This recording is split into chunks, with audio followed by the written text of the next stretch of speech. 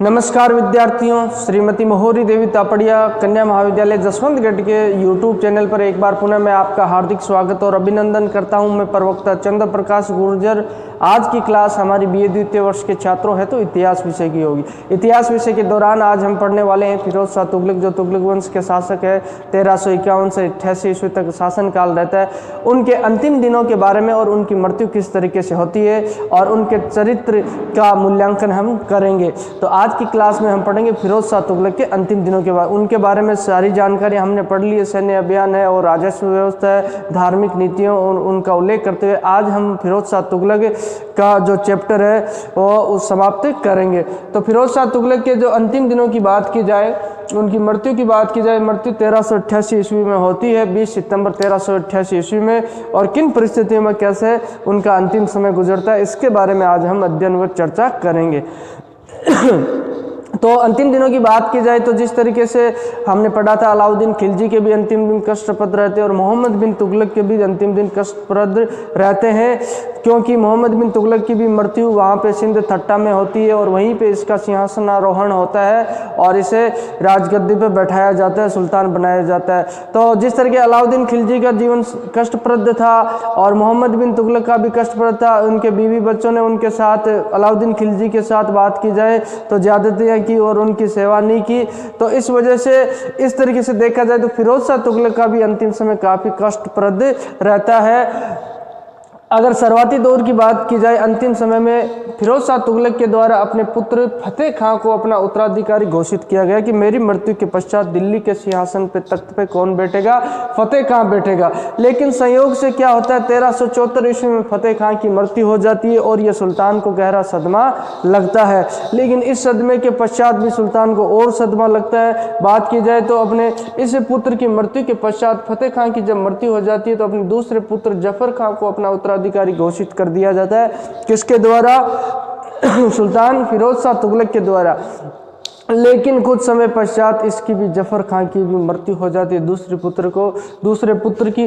तो ये गया सुल्तान जो है फिरोज शाह तुगलक को गहरा सदमा लगता है और ये अपने इस पुत्र की मृत्यु के पश्चात जो जफर खां अपने तीसरे पुत्र है जो उसको युवराज घोषित किया जाता है और अपना उत्तराधिकारी बनाया जाता है। और इस मोहम्मद खां की बात की जाए तो इसमें काफ़ी उतावलापन था और ये प्रज्ञा दुर्बल शासक था। ये अपने पिता के साथ साथ शासन करने लगता है और ये जो अपने उतावलेपन की वजह से एक वजीर था, विश्वसनीय वजीर था फिरोज शाह तुगलक की, उसकी हत्या इसके द्वारा करवा दी जाती है, क्योंकि वह उसके सिंहासन पर बैठने पर, तख्त पर बैठने पर एक बाधा था और उस बाधा को हटाने के लिए मोहम्मद खां के द्वारा वजीर की हत्या करवा दी जाती है दिल्ली सल्तनत के। और नासिरुद्दीन मोहम्मद के नाम से ये दिल्ली के तख्त पर बैठता है, सिंहासन पर। कुछ समय के दौरान तो अपने पिता के साथ साथ शासन संचालन करता है मोहम्मद खां, लेकिन कुछ समय पश्चात इसमें भोग विलास की प्रवृत्ति आ जाती है और ये राजकीय कार्यों से विमुख हो जाता है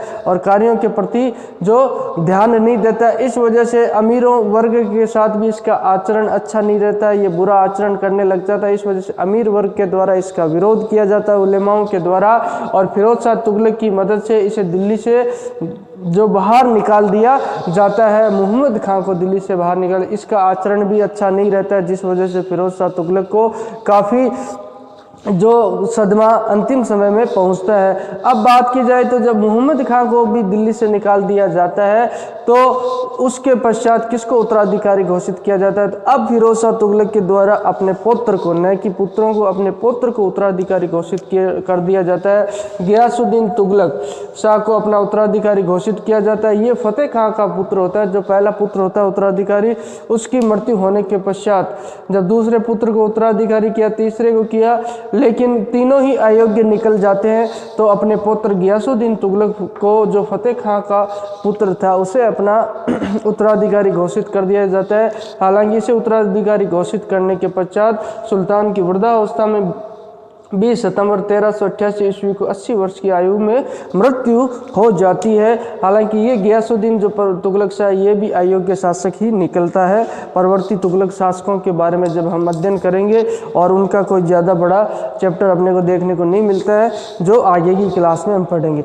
अब बात करते हैं फिरोज शाह तुगलक की जो मृत्यु तो होगी उसके पश्चात हम फिरोज शाह तुगलक का जो चरित्र है उस चरित्र का मूल्यांकन हम करेंगे। चरित्र मूल्यांकन जो है कैसा रहता है, किस तरह का व्यक्तित्व था इसका और क्या क्या काम इसने सही किए क्या गलत किए और एक जो शासक योग्य शासक की तरह ये था या नहीं था उसके बारे में हम देखेंगे। तो बात करते हैं व्यक्तिगत चरित्र को लेकर जो इतिहासकारों में आधुनिक इतिहासकारों में काफ़ी मतभेद है। कुछ इतिहासकार इसे सही बताते हैं तो कुछ इतिहासकारों के द्वारा इसके व्यक्तित्व की घोर निंदा की जाती है। अगर समकालीन इतिहासकारों में बात की जाए तो बर्नी और अफीफ जियाउद्दीन बर्नी हमने जो पढ़ा था और शमसे सिराज अफीफ दो समकालीन इतिहासकार रहते हैं तुगलक वंश में और इनके द्वारा जो इसके चरित्र के बारे में उल्लेख किया गया तो उनके द्वारा बात की जाए तो मोहम्मद फिरोज शाह तुगलक की काफ़ी प्रशंसा बुरी प्रशंसा इनके द्वारा की गई है और इन्होंने जो दयालु न्यायप्रिय व उदार शासक इसको फिरोज शाह तुगलक को कहा है और एक आदर्श शासक बताया दिल्ली सल्तनत। हालांकि बात की जाए तो तत्कालीन इतिहासकारों के द्वारा जो दरबारी इतिहासकार थे उनके द्वारा जो ये बातें लिखी गई है ये किसी तरह के दबाव में लिखी जाती है और वह अपने जिस सुल्तान की शरण में रहते हैं उसकी प्रशंसा उनके द्वारा दरबारी इतिहासकारों के द्वारा की जाती है। इन बातों पे विश्वास नहीं किया जा सकता आंख मूंद कर, क्योंकि इतनी जो दयालुता और न्यायप्रियता इन्होंने बताई है, जो उदारता जो प्रशंसा की आदर्श शासक होता है, ये गुण इसमें फिरोज शाह तुगलक में अगर तुलनात्मक अध्ययन किया जाए इसके चरित्र का तो अपने को देखने को नहीं मिलते। पूर्ववर्ती इतिहासकारों में बात की जाए तो हेनरी इलियट और एल्फिंस्टन जो इतिहासकार हैं आधुनिक इतिहासकार, इन्होंने कहा है कि सल्तनत काल का अकबर था। हेनरी इलियट और एल्फिंस्टन ने ये फिरोज शाह तुगलक के बारे में कहा है क्योंकि फिर अकबर की जो धार्मिक नीति सभी धर्मों के प्रति उसका सम्मान और सद्भाव जो देखने को मिलता है उसे देखते हुए इन्होंने उससे से इसकी तुलना की। हालांकि अगर इससे देखा जाए तो फिरोज शाह तुगलक तो बहुत ही धर्मांध शासक था। गैर मुस्लिम जो व्यक्तियों के साथ उसके द्वारा अत्याचार किया गया, हिंदू शासकों के साथ ले लो और यहाँ तक नहीं जो गैर सुन्नी थे मुसलमान उनके साथ भी अत्याचार किया जाता। तो यहाँ पे जो अकबर के साथ तुलना करना जो प्रतीत है सही प्रतीत नहीं होता है। इसी वजह से जो स्मिथ जो इतिहासकार आदि उन्होंने कहा है कि अकबर से अगर फिरोज शाह तुगलक की तुलना की जाती है तो ये सबसे बड़ी मूर्खता उन्होंने कहा है। इस बात का खंडन इनके द्वारा स्मिथ के द्वारा किया जाता है।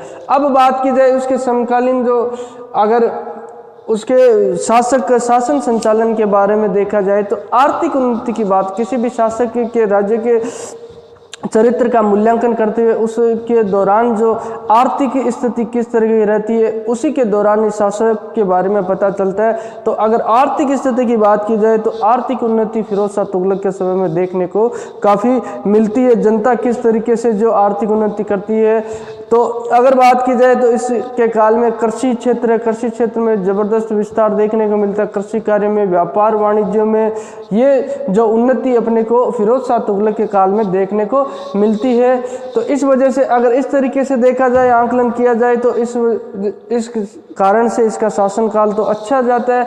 और उसके अलावा अगर सैन्य अभियानों के बारे में बात की जाए तो इसके अधिकतर सैन्य अभियान असफल रहते हैं और इसके द्वारा जो मजबूरी में ही सैन्य अभियान किए जाते हैं, चाहे बंगाल का सैन्य अभियान ले लो और जहाजनगर और नगरकोट हिंदू शासकों के विरुद्ध उलेमा वर्ग को खुश करने के लिए इसके द्वारा सैन्य अभियान किए जाते हैं। ये इसके सैन्य अभियान मुख्यतः असफल ही रहते हैं। चाहे सिंध का सैन्य अभियान इसके द्वारा किया जाता है वो भी असफल रहता है।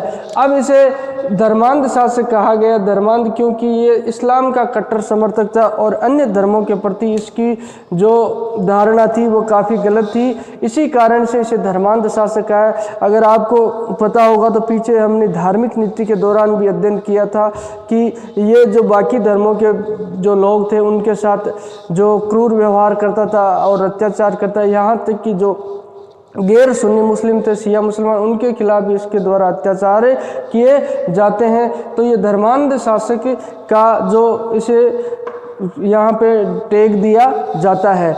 अब बात करते हैं डॉक्टर UN डे है एक इतिहासकार, इनके द्वारा कहा गया है कि ये जो है फिरोज शाह तुगलक है, फिरोज शाह तुगलक क्या है, असली चेहरे को छिपाने में बहुत बड़ा जो सक्षम व्यक्ति था और दिखावे में जो दिखावा ढोंग करने में काफ़ी निपुण था, और ये इस्लाम धर्म के नियमों का पालन करने का ढोंग करता। अगर देखा जाए तो ये सुरापान, मदिरापान, नृत्य और संगीत जो इस्लाम के विरुद्ध है उनका भी आनंद लिया करता था। ये डॉक्टर UN डे के द्वारा कहा गया है, और इसे जो ये काफ़ी धूर्त इनके द्वारा बताया गया है ये UN डे के द्वारा कि ये सिर्फ एक दिखावा था, फिरोज शाह तुगलक का छलावा था उलेमा वर्ग को खुश करने के लिए और अपनी जो अयोग्यता को छिपाने के लिए फिरोज शाह तुगलक के द्वारा इस तरीके का जो दिखावा किया जाता है। अगर मूलतः सारांश की बात की जाए सभी जो इतिहासकारों का और आकलन करते हुए, तुलनात्मक अध्ययन करते हुए, तो यही बात मानने को आती है कि न तो फिरोज शाह तुगलक सफल शासक था और न ही उच्च कोटि का आदर्श शासक रहता। यह तो उसकी खुशनसीबी रहती है कि उस समय मंगोल शासकों का आक्रमण नहीं होता है और उसे योग्य और सुयोग्य वजीर उसके शासनकाल में उसे मिल जाते हैं और उन योग्य वजीरों के द्वारा ही उसके समय में शासन संचालन किया जाता है और उसने अपने वजीरों पे सारा कार्यभार सौंप दिया था। अगर आपको पता होगा तो बात की जाए सिंध अभियान के द्वारा भी जो वजीर के द्वारा ही सहायक सेना सुल्तान के पास भेजी जाती है और वो 6 महीने के पश्चात किसी तरह के समाचार दिल्ली तक नहीं पहुंच पाते, तो ये सुल्तान की काबिलियत नहीं दर्शाते हैं, ये सुल्तान की अयोग्यता, फिरोज शाह तुगलक की अयोग्यता दर्शाते हैं। और मूलतः इतिहासकारों ने यही माना है जो फिरोज शाह तुगलक के कार्यों और नीतियों के कारण ही तुगलक वंश का पतन हुआ था, क्योंकि उसके द्वारा एक कट्टर इस्लाम की जो प्रवृत्ति अपनाई गई थी, इस वजह से तुगलक वंश का पतन हुआ और तुगलक साम्राज्य का पतन का जो उत्तरदायी फिरोज शाह तुगलक को ही ठहराया जा सकता है।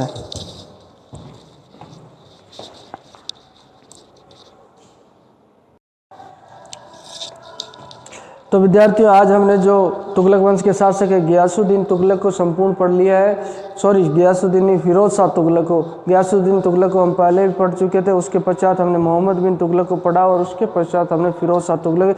यही जो तुगलक वंश के 3 महत्वपूर्ण शासक रहते हैं और इनके परवर्ती शासकों का ज़्यादा उल्लेख अपने को देखने को नहीं मिलता है, ज़्यादा उल्लेख नहीं मिलता है और उनकी क्लास एक दिन की क्लास ही होगी अपने परवर्ती शासकों। उसके पश्चात हम अन्य जो सल्तनत वंश है, गुलाम तुगलक, सैयद लोदी है, जो उनके बारे में, गुलाम है, खिलजी हमने पढ़ लिया है, तुगलक पढ़ लिया, हमने सैयद लोदी वंशों के बारे में पढ़ेंगे। उसके पश्चात मुगल काल की शुरुआत करेंगे और उसके से पहले अपन प्रांतीय राज्यों के बारे में भी पढ़ेंगे। तो आज हमने फिरोज शाह तुगलक के अंतिम दिनों और मृत्यु के बारे में पढ़ा।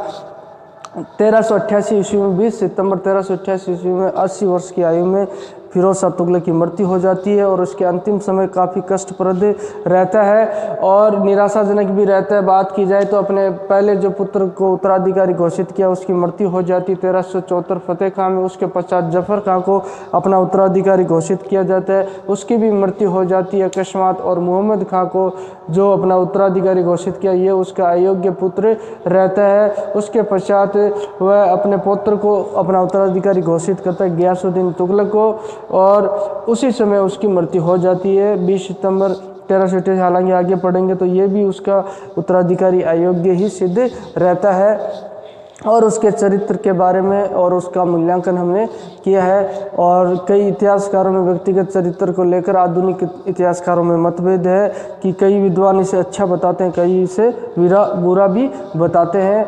तो ये सब हमने जो तत्कालीन इतिहासकार बर्नी और रफीक के द्वारा इसकी प्रशंसा करते हुए आदर्श शासक बताया गया, वहीं हेनरी इलियट और एल्फिंस्टन के द्वारा भी सल्तनत का इसे अकबर भी कहा गया है। लेकिन इस्मत ने इस मत का खंडन करते हुए इसे कहा कि अकबर से तुलना करना फिरोज शाह तुगलक की ये मूर्खता बताया है। और इसके समय फिरोज शाह तुगलक के समय में जो नहरों का निर्माण है, कृषि का विस्तार अपने को देखने को मिलता है, आर्थिक उन्नति भी देखने को मिलती है और इसके द्वारा कई कल्याणकारी कार्य, बात की जाए तो गरीब जो मुस्लिम परिवारों की लड़कियों के विवाह किए, रोजगार कार्यालय इसके द्वारा खोले जाते हैं, कई काम इसके द्वारा अच्छे किए जाते हैं। लेकिन ओवरऑल इसका जो तुलनात्मक अध्ययन किया जाए तो ये एक असफल शासक ही रहता है। इसके असफल ही सैन्य अभियान रहते हैं और धर्मांध जो धार्मिक कट्टरता की नीति इसके द्वारा अपनाई जाती है। इसी वजह से सारांश के रूप में कहा जा सकता है ये न तो कोई सफल शासक था, न ही कोई उच्च कोटि का आदर्श शासक रहता है। और जो तुगलक वंश की पतन का कारण है, इसे फिरोज शाह तुगलक की नीतियों और कार्यों को बताते हुए इसे ही तुगलक वंश का पतन का, जो तुगलक वंश के पतन का उत्तरदायी माना जाता है। बोलिए यहाँ तक आपको कोई चीज़ समझ में नहीं आई हो, किसी तरह की समस्या हो, शंका हो, तो आप निसंकोच पूछ सकते हो, अपनी बात मुझ तक पहुँचा सकते हो। जो आपके पास प्लेटफॉर्म शैक्षणिक व्हाट्सएप ग्रुप, उसके माध्यम से और भी किसी तरह की जिज्ञासा और उत्सुक आपके इतिहास विषय से संबंधित हो, आप मुझसे साझा कर सकते हो। तो आज की क्लास के लिए बस इतना ही। सभी विद्यार्थियों का बहुत बहुत धन्यवाद।